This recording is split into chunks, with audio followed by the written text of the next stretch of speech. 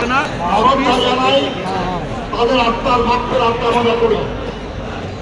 যারা আহত হয়েছেন তাদের জন্য মুক্তি প্রার্থনা করি। একই সাথে বিগত 16 বছরে বাংলাদেশের গণতন্ত্র পুনঃপ্রতিষ্ঠার লড়াইয়ে যারা গুম হয়েছেন, যারা খুন হয়েছেন, যারা বিচার বহির্ভূত হত্যার শিকার হয়েছেন, যারা আহত হয়েছেন, যারা বন্দী হয়েছেন, যারা নিপীড়িত হয়েছে, যারা নানাভাবে ক্ষতিগ্রস্ত হয়েছে, তাদের প্রতি আমার গভীর শ্রদ্ধা নিবেদন করি।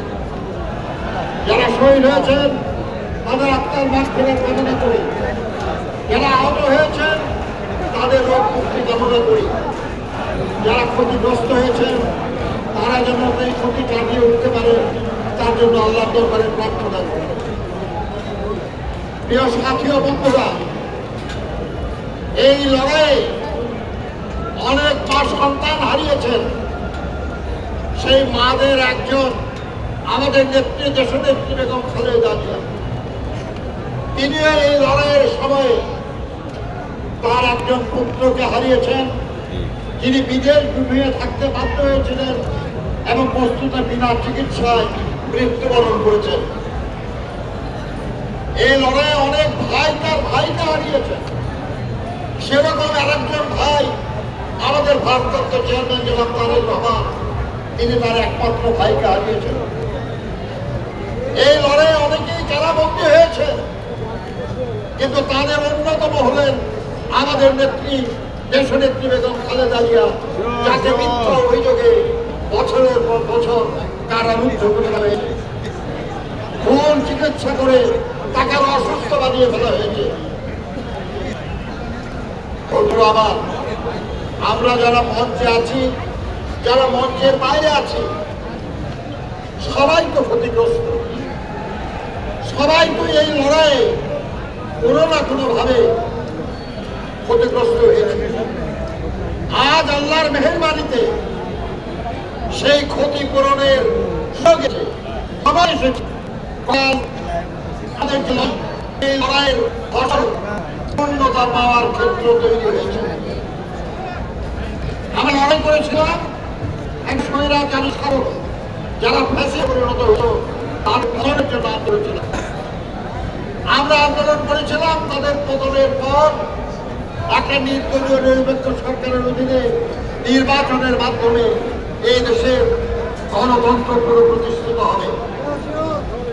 নানাভাবে এই প্রয়াসকে বাধাগ্রস্ত করার চেষ্টা করা হয়েছে, কিন্তু আল্লাহর অসীম মেহেরবানিতে আমরা জুলাই আগস্টে অসংখ্য ছাত্র, অসংখ্য শ্রমজীবী মানুষ, অসংখ্য সাধারণ মানুষ, আমাদের মা বোনরা, আমাদের সন্তানরা ফাঁসিবাদের পতন ঘটিয়েছে।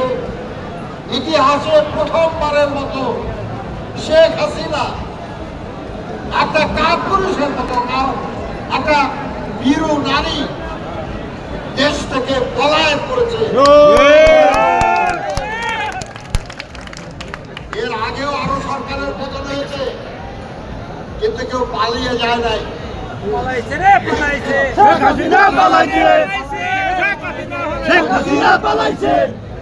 এই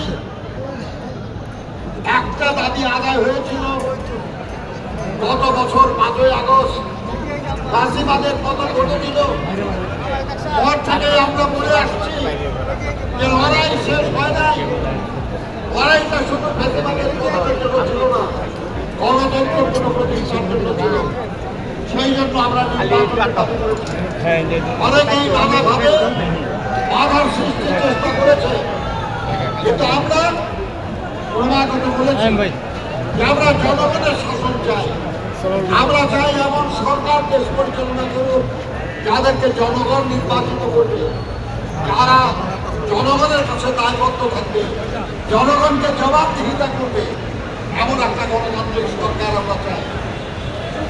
গতকাল প্রধান উপদেষ্টা মহোদয় নির্বাচনের একটা সম্ভাব্য সময় ঘোষণা করেছেন। আমরা ধন্যবাদ জানাই তাকে যে লন্ডনের মিটিংয়ে আমাদের ভারপ্রাপ্ত চেয়ারম্যানের সঙ্গে যে মিটিং, সেই মিটিংয়ে যে কথা হয়েছিল উনি তার কথা রক্ষা করেছেন। উনি নির্বাচনের তারিখ ঘোষণা করতে পারেন না। আইনে এটা ঘোষণার দায়িত্ব নির্বাচন কমিশনের। তিনি বলেছেন নির্বাচন কমিশনকে চিঠি দেওয়া হবে। আমরা আশা করব নির্বাচন কমিশন যথাসম্ভব শীঘ্র সুনির্দিষ্ট তারিখ ঘোষণা করবেন। বন্ধুরা আমার, আপনাদের একজন সাথী হিসাবে আজকের দিনে একটা কথা বলে আমার বক্তব্য শেষ করব।